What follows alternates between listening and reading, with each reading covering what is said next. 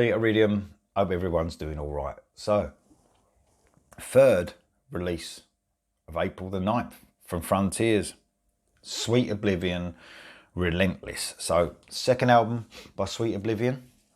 It's a project, if you like, on Frontiers. Now, I've got to say, out of all the albums, because I had expectations of some, this is probably the biggest surprise for me out of all the releases, that it's a good surprise. So I did like the first two singles. I thought that was good. But I was thinking, sometimes the singles are quite strong, and bands, I was thinking, I hope they're not the best songs. But they definitely are not. Them two singles could be some of the weakest songs, I think, off this album, which is brilliant, because then you get to hear songs that are very much, even more so than the Sweet Oblivion debut album, in the Queensryche vein, without a doubt. I'm not saying it's as good as Queensryche in the 80s. I'm not saying it's as good as Queensryche in the modern era. But what I'm saying is, there's some really good songs on this, and it's definitely brings those Queensryche vibes to you, which I was worried about, because, different songwriter on this. Let's go through the band. Obviously, Geoff Tate on vocals. You've got Aldo Lenoble. So I'm really bad at names, but he's the main songwriter on this, plays guitar as well. So they had a shift from the DGM guy, was doing the songwriting on the debut album. So I thought, this could be a mistake. Actually, it's an improvement. Really good songwriting on this. And I know Frontiers they do mention that it's Geoff Tate with Queensryche style, and you think, sometimes that's trying to sell it, because everyone wants to hear Geoff Tate singing over Queensryche style songs. But I don't think they was bullshitting. I think that they are right on lots of this album. Antonio Agati on keys, Luigi Andrioni on bass, and Michelle Sanna on drums. I see some of them names all the time. Obviously, some of these names are Frontiers use these guys for projects, which is cool. So the only thing I'd say about this album, and Geoff Tate does a brilliant job, his tone is absolutely fantastic, especially on the lower end.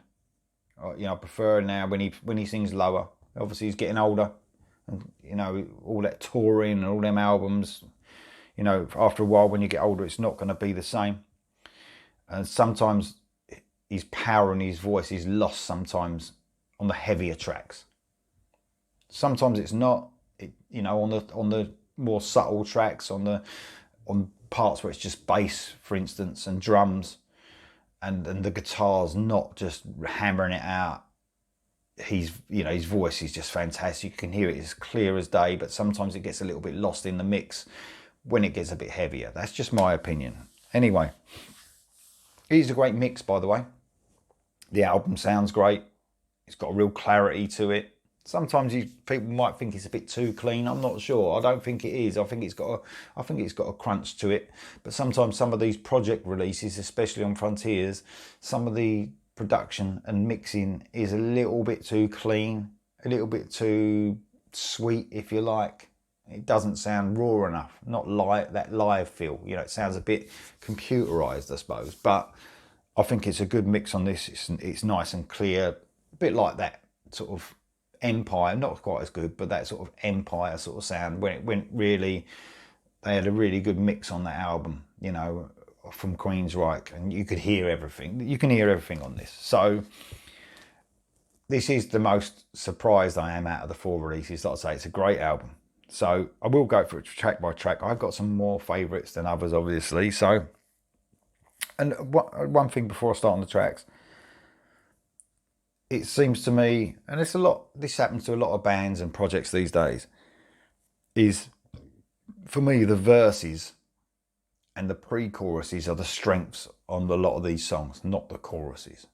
I haven't got a problem with that, because I love elements of songs, but sometimes you want the chorus to lead to something, and the chorus should be the main thing. It's like, I like lots of elements of all these songs, but the chorus sometimes takes sort of like a back seat to the verses and the pre-choruses. But, you know, but there are some choruses that are good. I'm not saying every chorus is bad, but sometimes, you know, you can really hear this Queensryche part, this sort of vibe in the verses and the pre-choruses more than the choruses. Anyway, kicking off the album, once again, One Sin. You get like 1.5 minutes of piano and atmosphere before it goes into the song proper. Then a real heavy riff kicking in. I'll tell you what you do get on this album a lot, and you do get this with a lot of releases these days, and it's sort of an atmosphere thing more than anything. You get a lot of the keys are used as a like piano. It's a piano sound more than anything, and it's sort of, they sort of tinker along with a lot of the songs. And this sort of goes through, it's not an integral part of the whole song really. I found this like on the, was it the Archangel album? You found that the keys were a big part of it as piano, you know, sounds. Nice chorus though with this, with the cool guitar. This isn't a good chorus on this, with cool guitar melodies running over it. A great opener. Once again, One Sin. So next up we have Strong Pressure, which is a single. A good song, not the best on the album. So it's a good song, but it's not one of the best. But you check out my reaction to that. I do like the song. I think it's really good. But compared to the rest of this album, it's not one of the best songs. So it's a good thing. Next up, third track, Let It Be. I know we're meant to be. Why can't you let me be off? Love the guitar riff kicking this song off. This really gives you Queensryche vibes. Got that piano running over the song again, that little tinkering bit, which is cool. Tate's voice really shines in the verses, especially in this one. Again, nice guitar melody running over the chorus. So some great guitar work from Aldo Lenobile. I think I'm pronouncing that. Lenobile? Lenobile. What the fuck? Anyway, track 4, Another Change.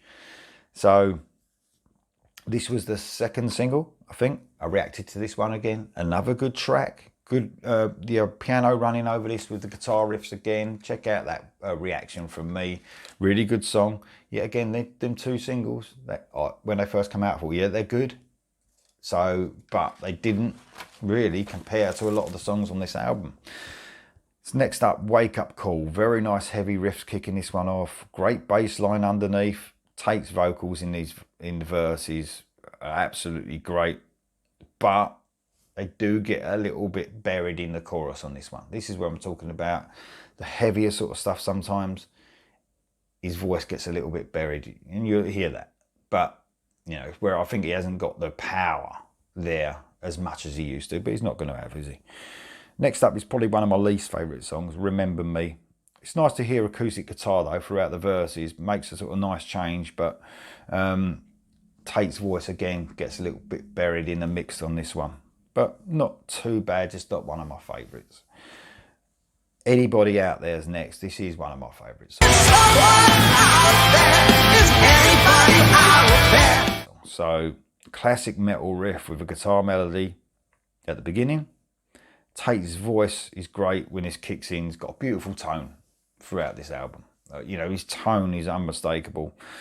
The riff at that beginning goes over a great chorus. So that riff that was used when it kicked the song off, that goes over the chorus, and it's a brilliant riff. There's some great guitar work on this. It really is.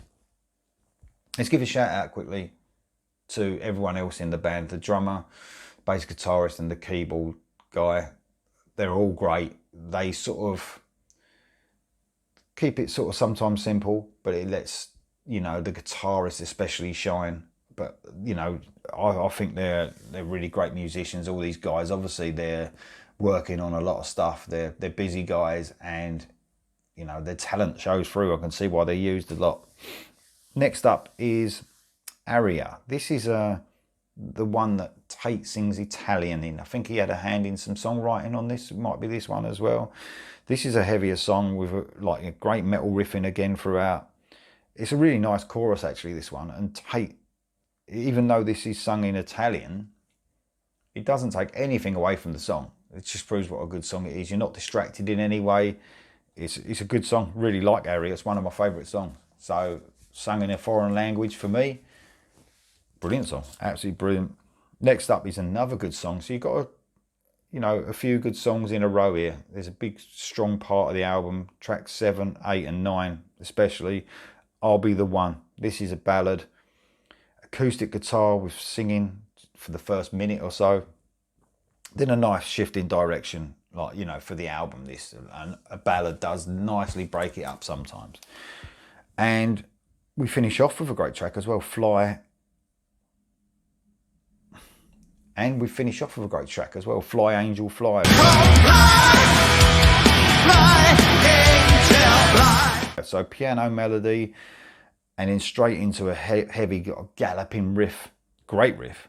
Tate singing more sort of theatrically, especially in the verses in this one. Very cool song, heavy, melodic, real Queensryche feel on this one.